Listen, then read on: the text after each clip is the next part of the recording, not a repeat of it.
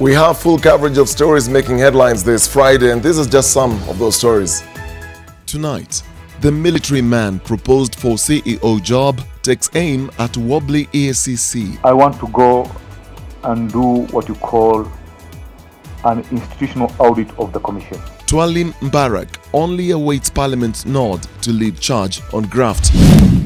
Also tonight, Miguna, the rabble-rouser, wins the first round against government. And Miguna's gain is Matiangi's pain. And handshake greets Nyanza. Uhuru Raila camaraderie on full display for the second day as both are awarded for peace efforts. I was a criminal. And the walk from infamy to infamous. And the art of changing tact and mind for political survival. It's Bullseye Friday.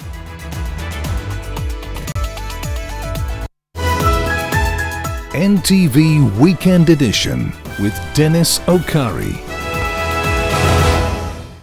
Welcome to the broadcast. Our sign language presenter tonight is Flora Atieno.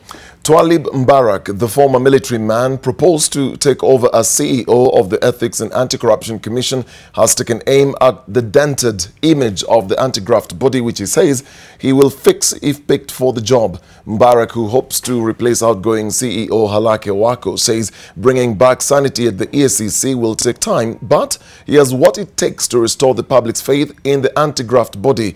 He made his case before the National Assembly's Justice and Legal Affairs Committee, and our reporter Leila Mohammed was there.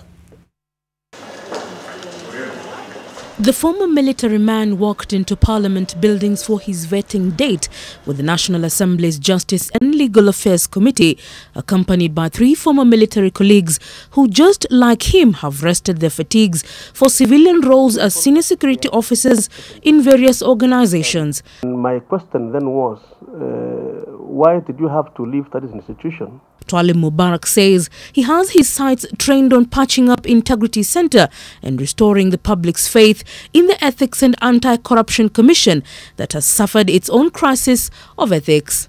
And you seem to come across as very strong and very brave.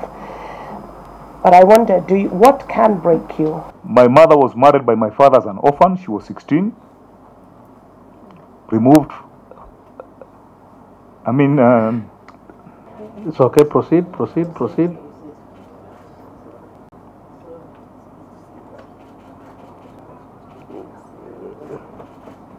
His 3-point plan includes a full institutional audit of the commission that will help him understand all the staff roles and clear pending cases. I want to go and do what you call an institutional audit of the commission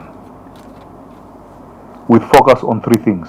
I want to look at the human placement. Do we have the right people at the right place? Officers from EACC arrested some CID officers, red-handed. They were caught in corruption matters, taken to a police station, and we are told that CID officers stormed the place, released those guys, and went away with them. It is actually very embarrassing for such thing to come to the attention of the public, that 2 respected agencies are fighting in public over something that could have been handled inwardly and a solution being found. Mbarak, a former military and intelligence officer, acknowledges the process of rebuilding a solid anti-graft body and has a number of false starts. What do you think is the cause of this low rate of convictions? We have to rely a lot on technical capacity in gathering evidence. But he says he will have to reach out to the DCI and the DPP to tip the scales of current investigations. Major retired Twalim Mbarak is banking on his weakness of being a stickler for rules and regulations, a trait he carries with him from his military years and he hopes to use as his major guiding light for his duties at the Integrity Center. But before then, he awaits parliamentary approval. Leila Mohammed, NTV, Nairobi. High Court has awarded lawyer Miguna 7 million shillings as compensation for the violation of his rights during his deportation to Canada. High Court Judge Chacha Mwita also ordered the state to return Miguna's passport since it was unlawfully confiscated. Firebrand politician and lawyer Miguna has won his court battle with the state after High Court Judge Chacha Mwita ruled that the government violated his rights when they forcefully bundled him onto a plane and deported him to Canada. I'm not boarding. I don't have a passport. I'm not boarding. I'm not going. The High Court awarded him 7 million shillings as damages for what he said was the violation of his constitutional rights as he is still in Canada. Mwita further ruled that this burden be shouldered personally by Interior CS Fred Matiang'i and Immigration Principal Secretary Gordon Kihalangwa as their actions amounted to abuse of office. And is allowed. And I will make... The judge says, quote, taxpayers should not shoulder costs of violations by overzealous state officers. The court also ordered the Department of Immigration to return Miguna's passport since it was unlawfully confiscated, saying since he was born in Kenya, he never lost his Kenyan citizenship. Order of certiorari is issued quashing first respondent's declaration under Section 43(1) of the Kenyan Citizenship and Immigration Act, dated 6th of February 2018, directing the removal of the petitioner from Kenya. Miguna has also been awarded a further 207,000 shillings for damages to his Runda home. The court says these awards are meant to act as a deterrent to similar violations of the law. Miguna was deported after conducting Raila Odinga's mock oath. The government claimed he was a Canadian national and that he never reapplied for his Kenyan citizenship after the 2010 constitution was promulgated. Through his Twitter handle, Miguna celebrated his win, saying no one was above the law and that our birthrights, constitutional and fundamental human rights were inviolable. Vincent Odur, NTV. Day 2 of President Uhuru Kenyatta's tour of Nyanza today took him to the rural home of opposition leader Raila Odinga in Bondo, Siaya County. The president was hosted for breakfast at Odinga's Opoda farm before they joined thousands of graduates at the Jaramogi Oginga Odinga University of Science and Technology for the institution's 6th graduation ceremony, and where both leaders were awarded for their efforts in restoring peace after a bitterly contested election. Okokusa reports. The handshake between President Uhuru Kenyatta and opposition leader Raila Odinga appeared to bear fruits after the president promised Jaramogi Oginga Odinga University of Science and Technology a government grant of 100 million shillings to support the institution's agricultural projects. My administration will continue committing more resources towards support of universities, and today we've just seen good work that is being done here, especially with regard to agriculture, and a request was put for 100 million shilling additional grant from government to support that facility, and I will do my best to ensure that it is done. Uhuru and Raila, who were both awarded honorary degrees during the ceremony, reaffirmed their commitment to the handshake and the fight against corruption. I pledge to continue working strongly with my brother Raila, and indeed with all Kenyans, to continue to build a safer, more united, prosperous Kenya with equity for all. With my brother, President Uhuru Kenyatta, we have agreed that we must do whatever it takes to help Kenya move forward by addressing the issues that we believe have been holding us back. We have agreed that nations are judged by how they navigate turbulent, challenging times, like the ones we have gone through in recent years, and particularly at the election time. This is the first time President Kenyatta is setting foot on Raila's home turf since he took over the presidency. The camaraderie enjoyed by the two leaders in the recent days could hardly go unnoticed. Their dress code leaving nothing to speculation. Okokusa, NTV. And as President Uhuru Kenyatta today wound up his 2-day official visit of the Nyanza region, political pundits are of the view that the visit, as much as it was couched as an official presidential function, carried quite a heavy political significance. NTV Silas Apollo looks at some of the highlights of the visit and the bromance shared between Kenyatta and NASA leader Raila Odinga in the first official visit of the president to Nyanza region. Once brothers up in arms against each other, now brothers in arms.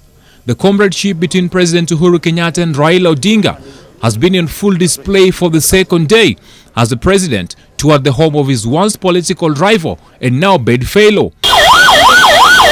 And just as the visit was sold to many as official presidential function, its political undertones was obvious to many. Tuataka mashindano ambayo itatuwezesha kuhakikisha kila jamii na kila Mkenya atakuwa kiona serikali ni yake na ako ndani yake. From the large crowds that lined up across the streets to meet the head of state and Odinga, to the political rhetoric, the significance of the visit was evident. More curiously was the rousing welcome that the head of state received, with throngs of residents lined up along the streets and highways where Kenyatta and Odinga made stopovers. Mumeona baba akisema ya kwamba handshake sio ya kurudi nyuma, ni kusonga mbele. Kisumu munaungana nasi, tuendelee ama tuachane naye. To an outsider, these stops may have looked obvious, but to pundits from the region, their political significance were heavier than they appeared. One, for the residents of the region, the visit was a first by the head of state since the disputed presidential election, which many of them contested. Mimi nasema Mungu awabariki na tutarudi tena. Both leaders have been tripling down on their rhetoric, preaching to their bases in rallies one moment, then back to being friends another. The handshake, therefore, could not have come at a better time, and the enthusiasm was evident to all. The second day of the president's tour started with breakfast at Odinga's Opoda home in Bondo town. Present were key allies and aides of the two leaders who had before the handshake been frenemies in the public eye. Kenyatta and Odinga later headed to the Jaramogi Oginga Odinga University of Science and Technology for the conferment of honorary doctorate degrees. Silas Apollo, NTV.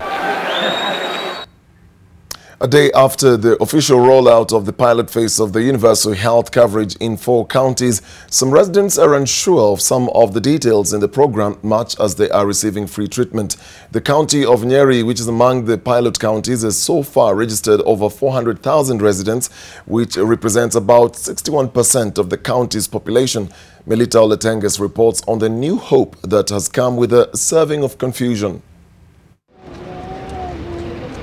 Patients eager to receive the tangible promise of the universal health coverage in one of the pilot counties, Nyeri. At the Nyeri County Referral Hospital and other hospitals in the county, registered patients were accorded free treatment. Ukiwa na USC, hakuna pesa unaitishwa juu inakusimamia pesa yote. Unapewa masidano, unapewa dawa, kila kitu ni bure juu inasimamia. The burden of high hospital bills has been a load not too easy to bear for many, especially those with some illness such as diabetes. And Nyeri is among the leading counties in high prevalence of non-communicable diseases. If you look at the cost of diagnosis and also the treatment, it's relatively on the higher side. Ukiangalia pia hali ya kifedha, hali ya maisha, kuna ugumu na itasaidia pakubwa. Aside from emergency and mental treatment, the program is also set to serve some relief in maternal health care and child treatment. Wakati mwingi watu wanalipishwa tuseme ultrasound, saa hii huduma inasimamia, laboratory inasimamia, pia kulaswa kule kwa maternity inakuwa ni sawa. Even as the promises are made on high podiums and registration alongside sensitization of residents continues in Nyeri, there is still confusion of the difference between the Universal Health Coverage, UHC, and the National Health Insurance, NHIF. Mimi nalipa, tutaendelea kulipa ama tutawashana nayo tuingie kwa Universal Health Care. Rais mwenyewe amesema kila mtu ajisajili, hii matibabu ni ya bure. na kama umejisajili utakuwa unatritiwa free of charge. Under the program, Nyeri will receive 780 million shillings, with 399 million expected to purchase drugs directly from KEMSA. Milita Oletenges, NTV, Nyeri. Former nominated Senator Joy Gwendo has been released by the High Court on a 400,000 shillings cash bail. The court granted her bail after she sought a review of her sentence. The ex-senator was sentenced to 2 years in prison by the Anti-Corruption Court last Friday. She was jailed after she failed to honor a plea bargain pact she entered with the state to settle a 1.7 million shilling debt. The court said she had been dishonest and jailed her without the option of a fine.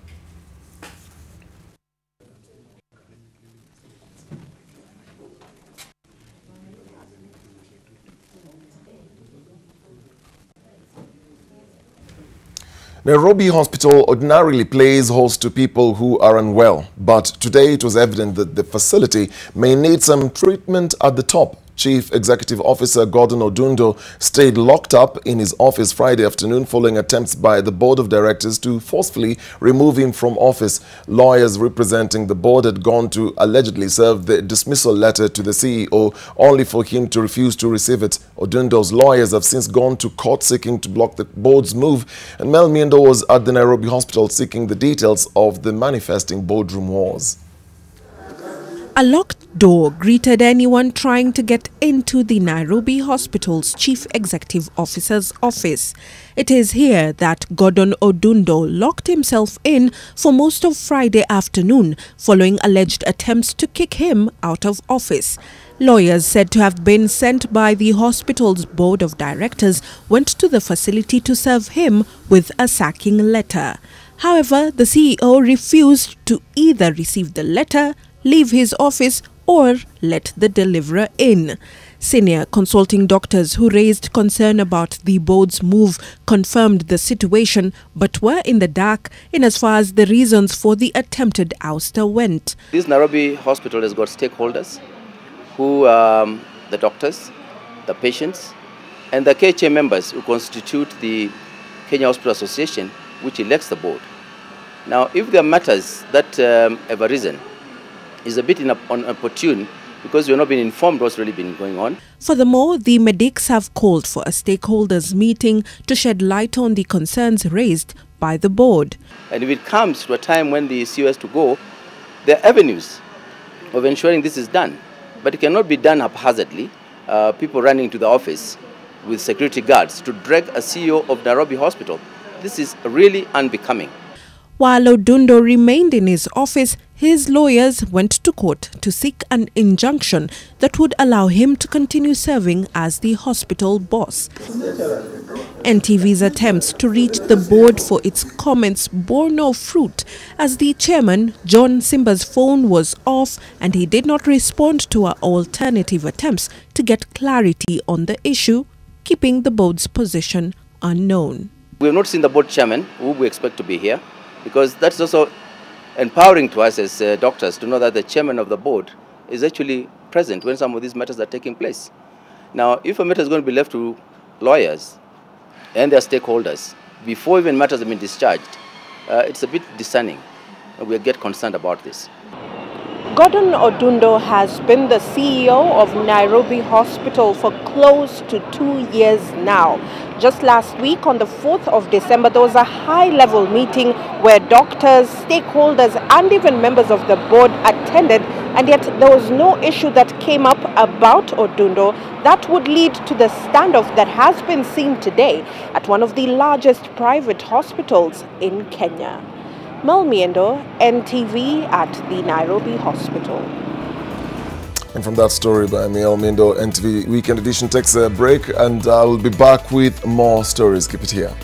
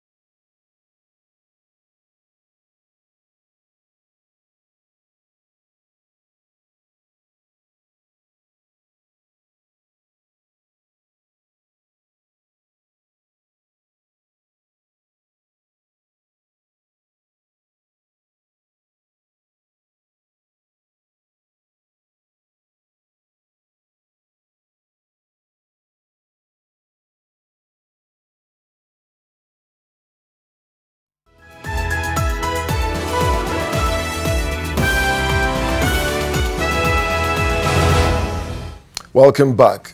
A group of administration police officers last night stormed the Mandera police station and freed their colleague who had been arrested over suspected robbery with violence incident. The 14 administration officers attached to the Rapid Deployment Unit in Kapedo camp in Mandera are said to have walked to the station in full combat gear and started firing in the air. They are said to have demanded the keys to the cell where their colleague, Constable Richard Karanja, was held.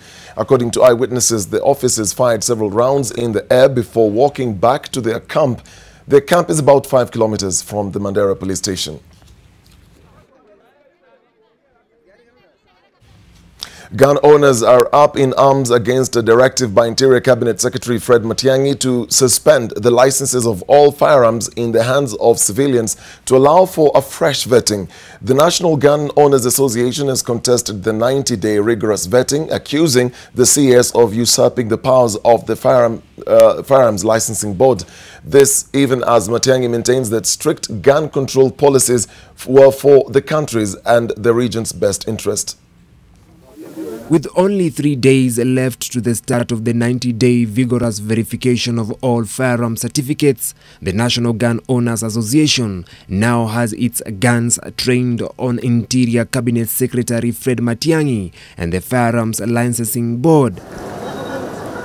In an application filed at the Milimani Law Courts under a certificate of urgency, the Association of Civilian Firearm Holders claims Interior Cabinet Secretary Fred Matiang'i usurped the powers and functions of the Firearms Licensing Board, besides contravening the Firearms Act. In their petition, they have also taken issue with the composition of the licensing board, saying it lacks representation from members' group of lawfully registered gun owners.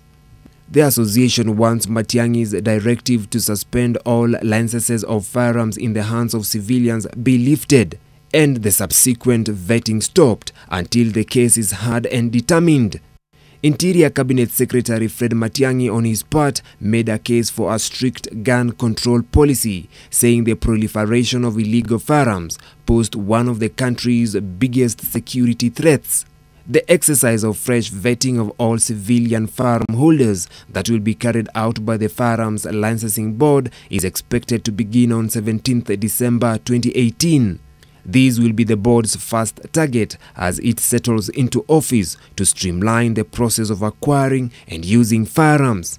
We have 4 categories of things that we want to check. The first one is the firearms, the second one are the armored vehicles, the third one are the shooting ranges, and the fourth one are the protective clothing that people do, because those basically items that need to be controlled. Despite stiff penalties in the Firearms Act of 2015, the tide of illegal firearms in the hands of civilians remains unchecked. Vincent Odur, NTV.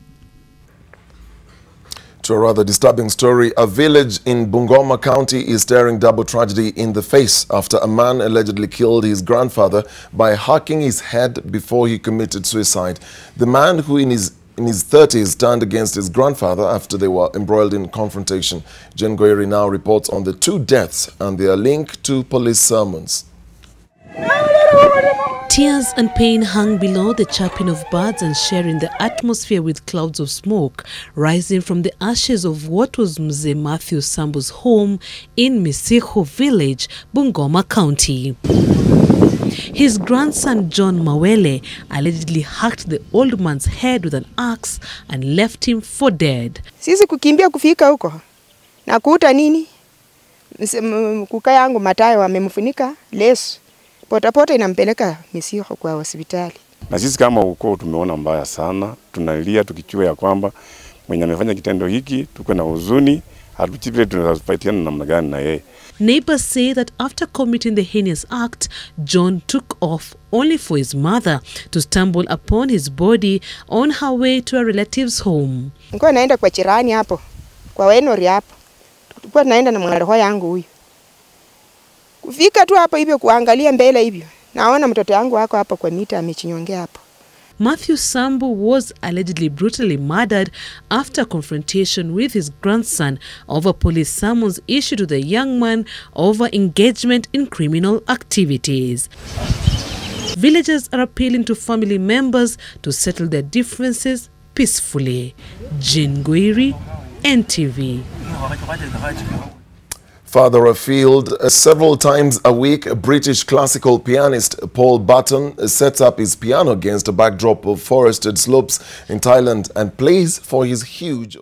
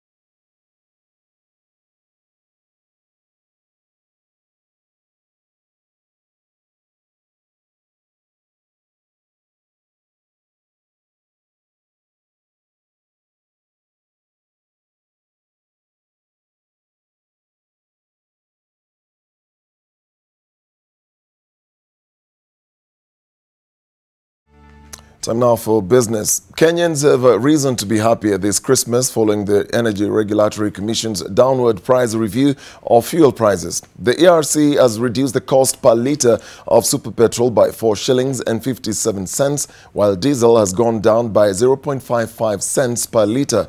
A litre of kerosene, on the other hand, has gone down by 6 shillings and 61 cents. This means that motorists in Nairobi will now pay a maximum of 113 shillings and 54 cents per litre for super petrol, 112 shillings and 28 cents for diesel, and 105 shillings and 22 cents for kerosene. ERC has attributed the decrease in prices to the decline of crude oil prices in November, when the consignment hitting the market was ordered. The exchange rate between the US dollar and the Kenya shilling during the period was marginally against the shilling, with just a 1.3% change. The new prices are effective for the next 1 month.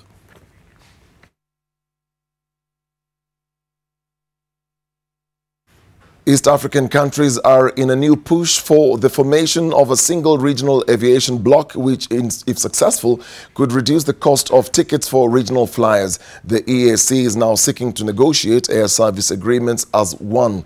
Here's Victor Kiprop with his exclusive story, coming on the back of the just concluded International Civil Aviation Organization's Air Services negotiation event. Flying across Africa has never been easy, and East Africa has not been spared the same challenges facing the continent's aviation sector. Not just because there are a handful of routes between countries in the region, more than half of which are operated less than a daily frequency, but also because the cost of flying is exorbitantly high. But now, change might be coming as partner states look to actualize a 13-year-old dream. We want to come up with some kind of an agreement. We do a multilateral air service agreement on how we're going to make East African community, the states in East African community, the 6 of us, to become one open sky. If successful, the plan to liberalize the region's airspace is expected to be a game changer in a sector which continues to suffer from some of the highest and non-uniform taxes in the world, which can comprise up to 40% of the ticket price. That our airspace between the 6 states will become domestic. So even the taxes that are charged even on tickets will become domestic. Our international ticket is $50 for passenger service charge. But for a domestic, it's $6. So that's 600 shillings. So instead of paying 5,000 shillings, we will be paying 600 shillings to fly in between our EAC partner states.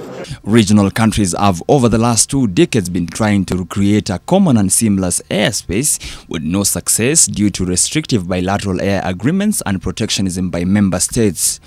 And at the just concluded International Civil Aviation Organization Air Services negotiations event in Nairobi, Kenya signed a total of 8 bilateral air service agreements and concluded at least 26 other air service negotiations. Victor Kiprop, NTV Business. Shortage of funding for environmentally friendly projects is a major challenge facing the pursuit of sustainable growth and development in developing economies. To address this, Kenya is looking to join the list of countries where green bonds are issued within the first quarter of 2019. Here's Julian Zamboko with details about the possible wedding between the capital markets and the green agenda. Green bonds entail raising debt capital exclusively for projects which are determined to have a favorable impact on climate and the environment. Globally, issuance of such bonds has picked momentum with $81 billion or slightly over 8.1 trillion shillings raised in 2016, almost doubling the amount raised the previous year.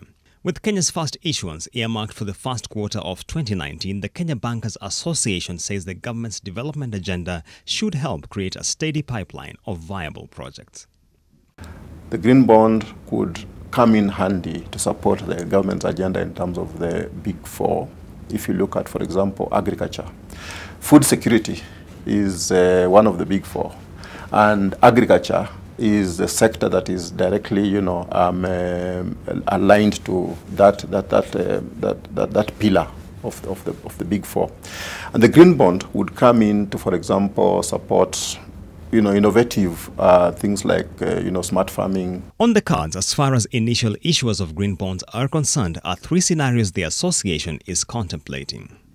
There is a possibility of one of the banks, for example, being the first to get to the market. The other possibility is where we create a vehicle where a number of issuers, a number of banks that are showing appetite for issuing but do not have the capacity to issue singly, could come together in this common vehicle. Kenya's climate change policy framework provides for mobilization of resources from both domestic and external sources. Appetite for the green bonds once issued will be crucial in determining the extent to which domestic sources can help realize this goal. Julian Samboko, NTV. There will be free movement of goods by road and rail in and out of 6 countries in the Northern Corridor following the validation of a report collected from the regional states. The Northern Corridor Transit and Transport Coordination Authority Secretariat has validated the report, and the countries will also be connected to the port of Mombasa to facilitate exports. Let's take a break. We'll be right back with more stories.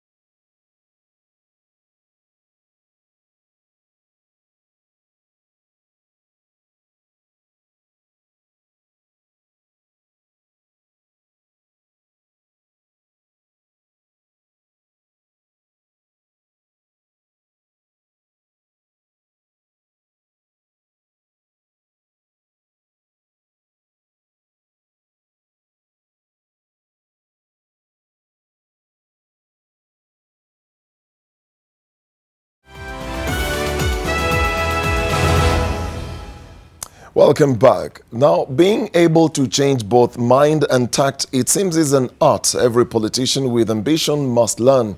With the handshake fever catching on, both language and mien are changing fast amid a rush and scramble to be found on the politically correct side. It's all about strategy of the survival kind, and it takes timing and luck. And as Emmanuel Juma now reports on Bullseye, the phrase, "your dreams are valid," rings true for the 2 chief executives of neighboring Nairobi and Kiambu counties.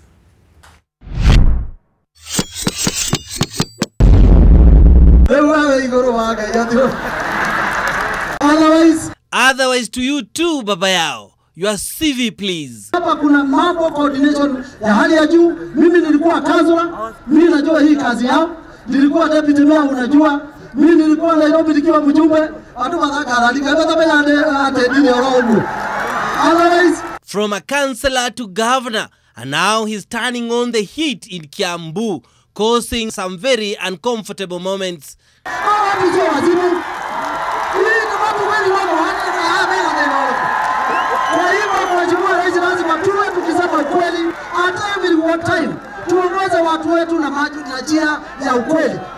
Hawa vijana ambao wananifanya hivi hawanipendi. Hawanipendi kwa sababu mimi huwa nasema kabla wapewe pesa na baba yao lazima watibiwe wale wako na shida ya kulea. Hawa utawapeleka watu 6,500. Utawapeleka rehab gani? From Kiambu to Nairobi, sweaty moments here as well. And it had to do with matters of bookkeeping. Your CV too, Bwana Sonko. I was a criminal. I've been jailed. Yeah. I did cases. I was acquitted. Then nikasema criminal life now, bye-bye. I was elected as the MP for Makadara. Senator for Nairobi. Now the governor of Nairobi. Yeah. So maisha ukora iko kando. But I've got experience na ukora. Order, Governor, that's enough. And in that order, Sonko revealed all. Now to some positives. Actually, I was expecting you, honorable senators, to compliment me for that. I'm a philanthropist, Mr. Chair. And my work is known. And that philanthropy extends to giving advice about physical fitness. From Mudhurwa, Mr. Chair, into the city center, it's just a walking distance. 1 minute walk. So many people don't go to the gym. It's part of exercise. Chair, just allow me. Order. And with that, the governor found himself having to think much harder. After all, he had opened a Pandora's box and there was a lot to chew on. But what to do after all the chewing? I've been firing my CECs. I've been firing my officers. And I'll continue firing them. Any corrupt officer will go home. And Governor? How about the law? The law is very clear on that. From Nairobi to Bungoma, where a retired army major, One Waluke, is assembling an army to resist the anti-corruption purge. Corruption inakemea jamii moja peke yake. It is not one community. It is because whoever was employing did not want to distribute risks. He sent it at one place. Na hata uwezi wakupa kutoka kwa jamii ingine hawashikwi. Waluke himself is a convict. He's out on bail kwa hii kitu ya mahindi. And he's saying it's one community being targeted, meaning Kalaji. And other than spreading the risk, it's also helpful to change tact. Durwa wa more. Ukiona Uhuru Kenyatta pande hii, uone baba pande hii, ujue hasla ako hapo katikati. Mambo iko sawa sawa. And if you can't beat them, join them. It's all about numbers after all. You know, Wazungus over the years have told us family planning. You don't have enough resources. Family planning. Don't make too many children. Everybody 2, 1. You don't have the money, you don't have the land, you don't have the food. In effect. So what's Jimmy suggesting? People get married. Make babies. We want many children in this republic. Let us make babies in the family unit. If we unfortunately don't succeed there, we do it elsewhere. But these children, I'm sorry to say, are our power today and our power tomorrow. Nipigie makofi. Those claps, if you listen carefully, seem to be coming mainly from the male folk. Back to Kiambu. Breaking up and making up the YT2A. Otherwise, karibu sana. Emmanuel Juma, Bullseye NTV.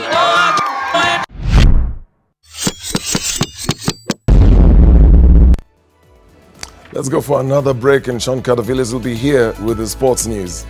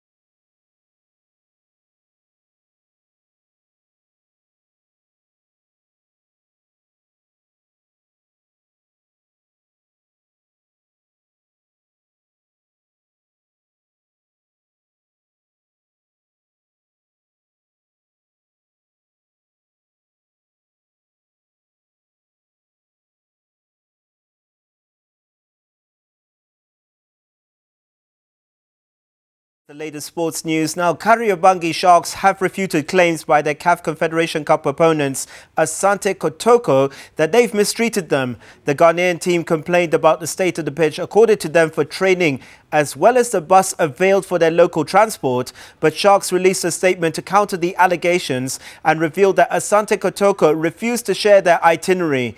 The teams face off at the Kasarani Stadium at 3 p.m. and the two teams got a feel of the pitch this afternoon at separate training sessions. Ticket prices have been set at 200 shillings for a regular ticket and 500 shillings for VIP.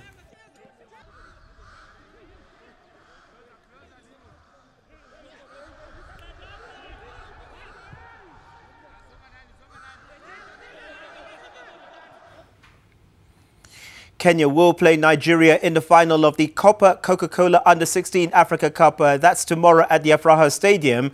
St. Anthony Kitale beat Zambia 1-0 in the semis as Nigeria they thrashed Botswana 5-0 at the Nakuru High School grounds. Joshua Makori reports.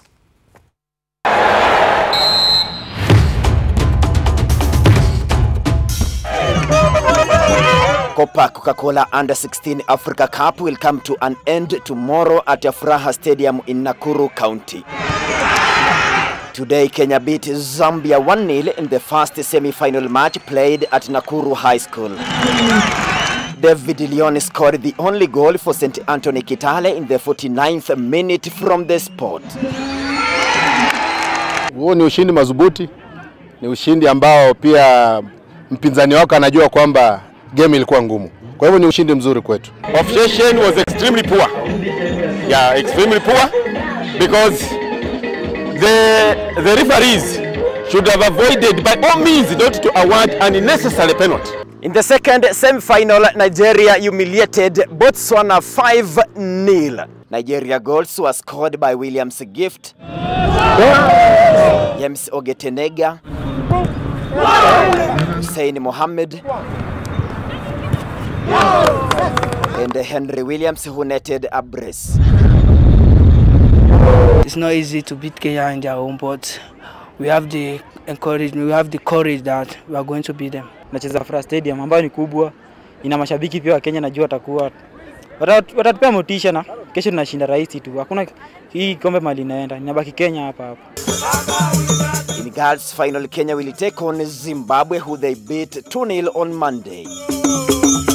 Entrance for this experience will only be a 425 ml Coca-Cola Zero or Coca-Cola without sugar, which you'll be able to purchase at the gate. And again, gate opens at 8 a.m. Karibu sana. Yoshua Makori, NTV Sport, Nakuru High School.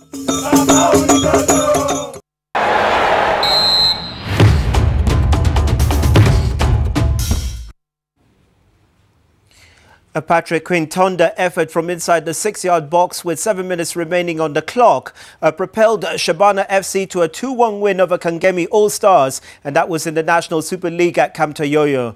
Goals from Anthony Ndola and Arthur Bonaventure had earlier cancelled each other out to set up